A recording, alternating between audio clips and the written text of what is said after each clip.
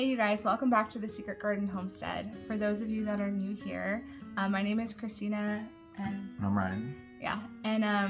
We are a year one homestead located in the Bay Area, California.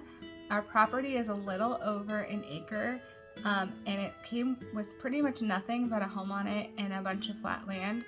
And so today we wanted to talk about the 5 most important things that we focused on year one of building our homestead. And so, you ready to start, babe? Mm-hmm. Okay. The first thing is to do nothing. What we did and what we would recommend is when you purchase your homestead is to take 3 months to just sit in it and see what you like and what you don't like. Because I know for us, when we moved in, there were things right off the bat that we're like, we're getting rid of that. I don't like that.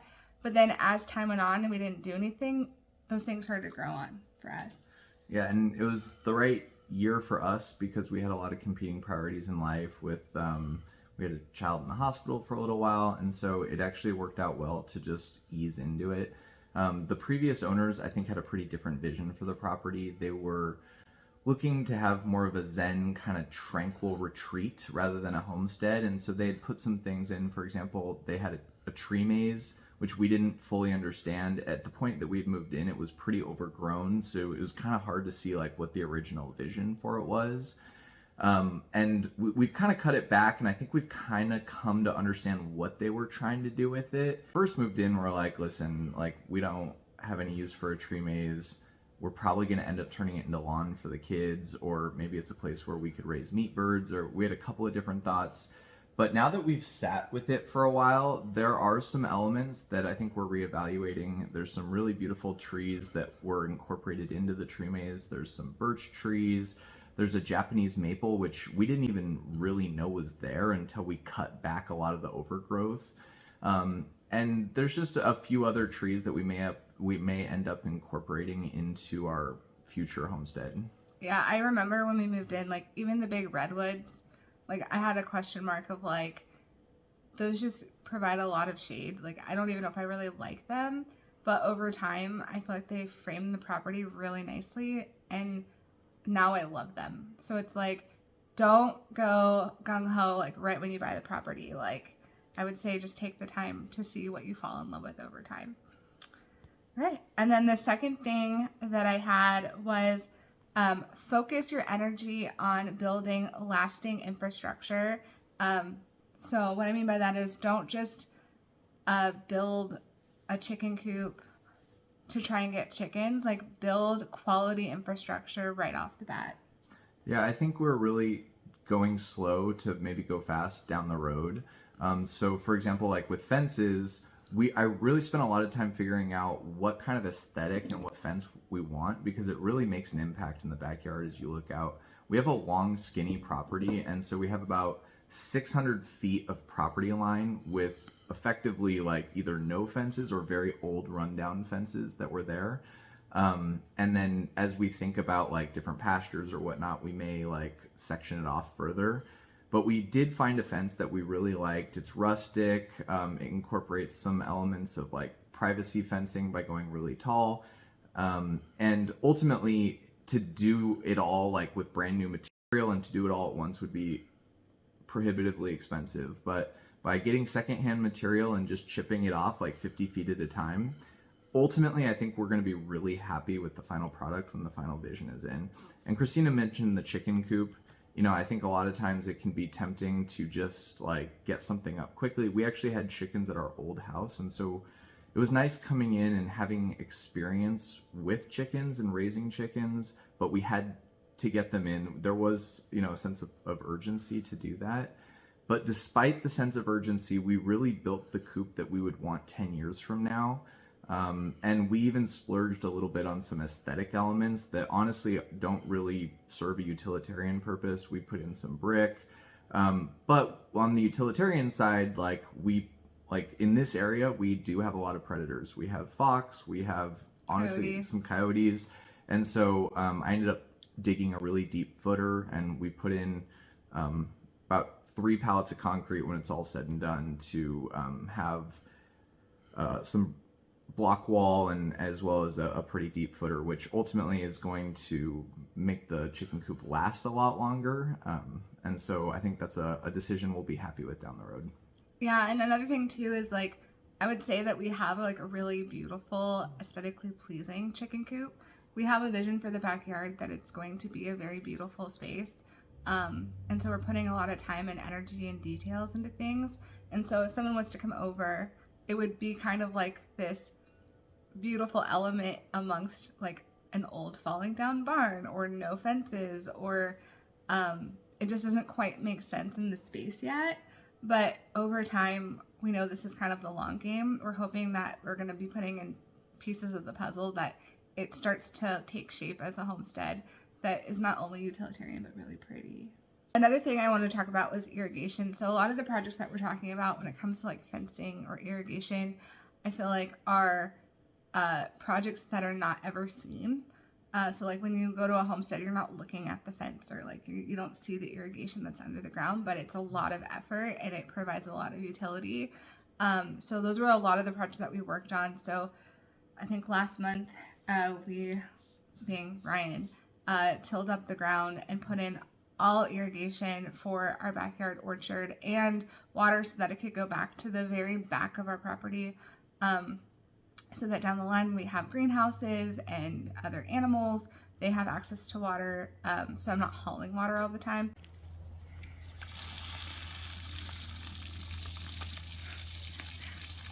Is it working? Nice job. This last summer, I would spend like days just like watering the trees. Every day I'd be out there for like an hour or two. So just to get that off of the task list, because now we have irrigation, is amazing.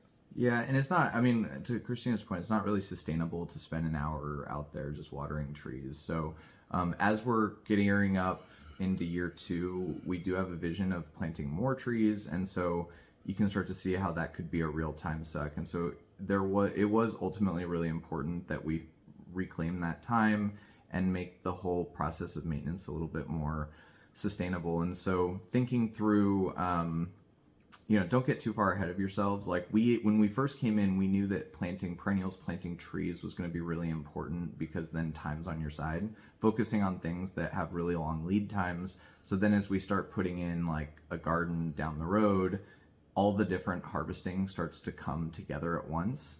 But you can get kind of far ahead of yourself. Ultimately, we're probably going to end up with a number of trees that would be impossible to hand water. So not only did we put in irrigation to support the existing trees that we have, but we also tried to think down the road about what all the optionality we would want. We don't have a perfect vision of what the future looks like, but we definitely left the door open to make some choices down the road without having to re-dig up all the space. So our plan is to kind of complete the space like a section at a time and not necessarily have to go back and like retrench any elements because we were making too many short-term decisions.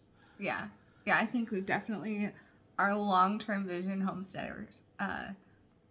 Yeah, and I think that can be very slow at the beginning, which is kind of frustrating because you're trying to get a lot of projects done. But in the long run, it eliminates double work, which I think is really good. Okay, so the third thing, and I'm kind of speaking to my homestead girlies out there, would be to forget about the dreamy garden and focus more on planting perennials. So when I'm on YouTube and I'm watching homesteaders, oftentimes I'm seeing like beautiful raised beds and flowers everywhere and harvesting videos. And it was really hard for me to get around this idea that that was probably going to be like 3 or 4 years down the line or the road. We had a plan to plant the orchard in 3 phases. So the first year we planted 16 trees. Those were all our apples, pears, a few plums, apricots, and avocados. And then next year we plan to plant another 16 trees. Those will be majority all of our stone fruit. And then we have a couple tropical mango trees that are going in. And then the year after that, we'll probably plant another 16 trees. Still yet to be decided. So even though we probably won't see the fruit of that decision until we start, planting in raised beds, I think it was a better decision to get our perennials in the ground first and getting them growing and establishing before we started kind of our dreamy gardens, because it takes a long time for fruit trees to grow. Okay, and our fourth thing was to build up our soil. So we actually didn't get to this year, but it was something that was top of mind. I think when you're homesteading and you have a property that doesn't have any of the infrastructure that you need, you get kind of boggled down with competing priorities. So we really, really, really wanted to attempt what we're calling our Back to Eden orchard transformation, essentially putting down cardboard, then a layer of compost, and then wood chips on top of our entire orchard space for phase 1, 2, and 3. Because not only is that good for soil health and soil quality, it's really good for water retention, and then it's less weed eating for Ryan to do as well, because it keeps the weeds at bay. So that was kind of top of our priority list, but we had to do things like irrigate, and we had to get our chicken coop up and running. And so by the time we were ready to do that project, we faced a lot of challenges when it came to the elements. So we ran into like windstorms and a lot of rain. And so we ultimately decided to pause that project. It's still really important to us. Soil quality is something that we think about a lot, and how to get good nutrients into the soil.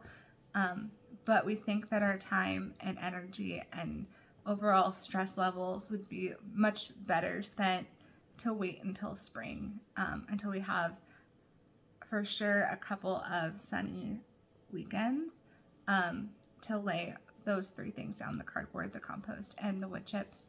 And as we moved in, I think we're starting to learn that the ground is not as fertile as we'd originally hoped. This used to be, we believe it was like a horse ranch at one point in time, and so we were pretty optimistic that there could have been really good soil.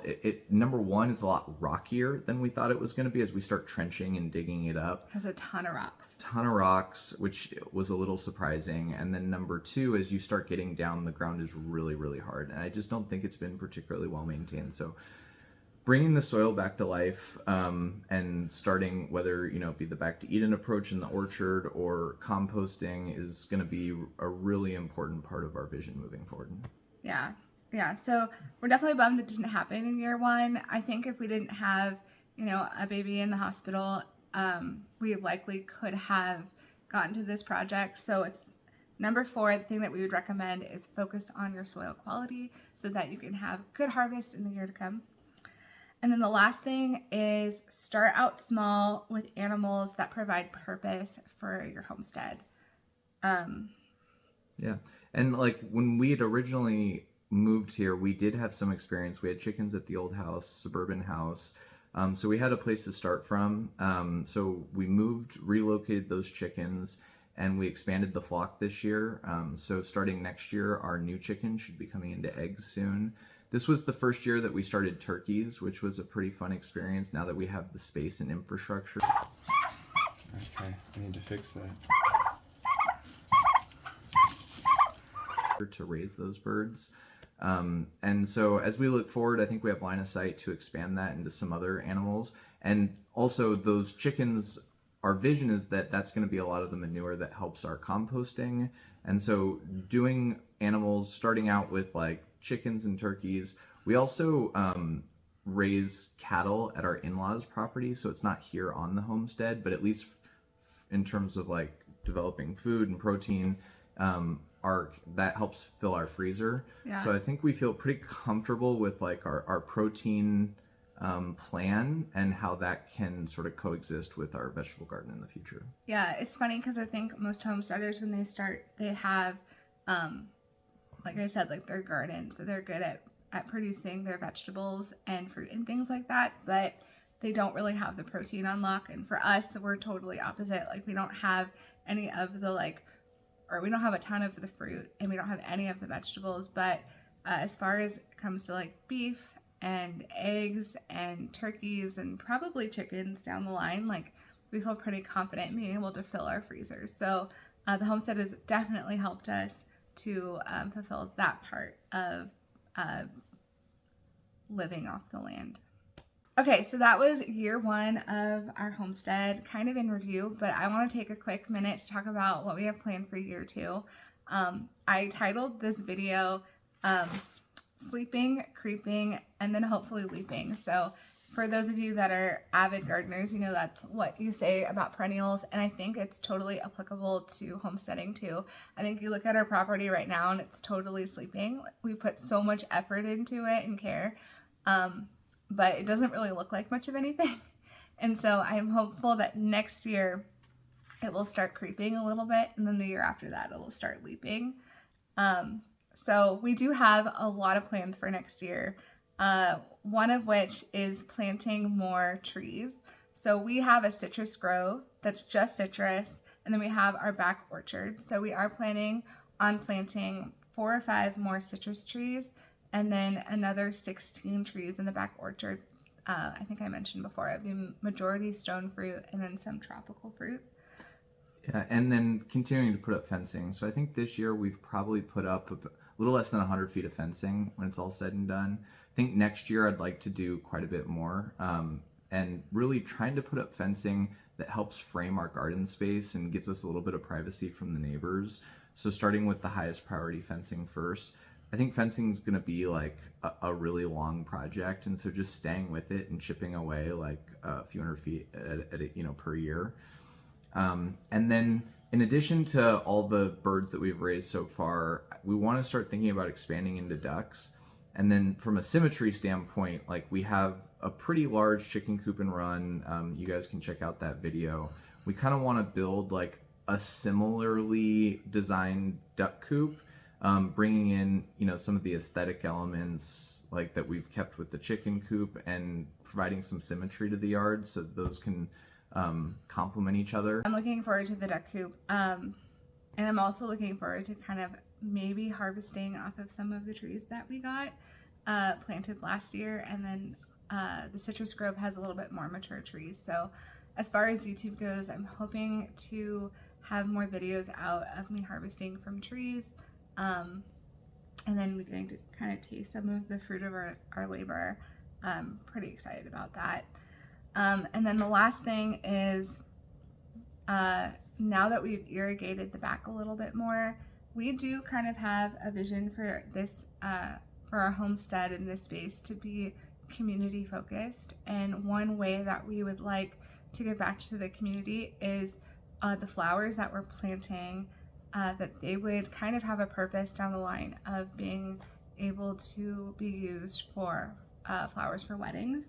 And so we've purchased some flowers from David Austin. I'm focusing primarily on some roses right now that we're going to be planting in the back that now has irrigation. I think we have had this vision for a while, but like Ryan mentioned before, you don't want to put the cart before the horse. It would be a shame to buy roses and then not have water to them. So now that we have the irrigation, we can start planting those, adding some kind of more beautiful aesthetics to the backyard that also has purpose down the line for maybe like a DIY flower garden for those people that are getting married in our community. So I don't know, that's the vision for what's to come in year 2. I hope you guys stick along.